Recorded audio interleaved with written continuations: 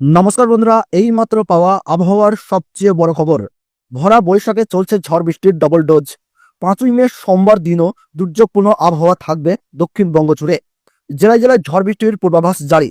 কালবৈশাখীর সম্ভাবনা রয়েছে একাধিক জেলায়। আবহাওয়া দপ্তর জানাচ্ছে দক্ষিণবঙ্গের সব জেলাতেই একটানা বৃষ্টি হবে। উত্তরবঙ্গ ও দক্ষিণবঙ্গ দুই ভাগেরই অধিকাংশ জেলায় চলবে ভারী বর্ষণ।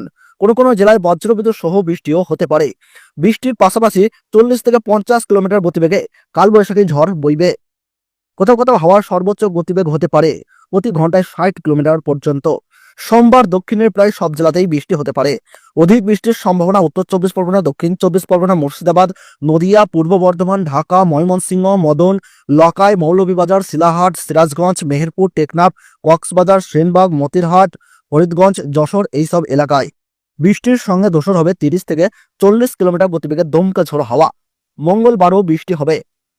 এই 24 পরগনা, নদিয়া, ঝাড়গ্রাম, পুরুলিয়া, পশ্চিম মেদিনীপুর, বাঁকুড়া, পশ্চিম বর্ধমানে বজ্র বিদ্যুৎ সহ হালকা থেকে মাঝারি বৃষ্টির পূর্বাভাস।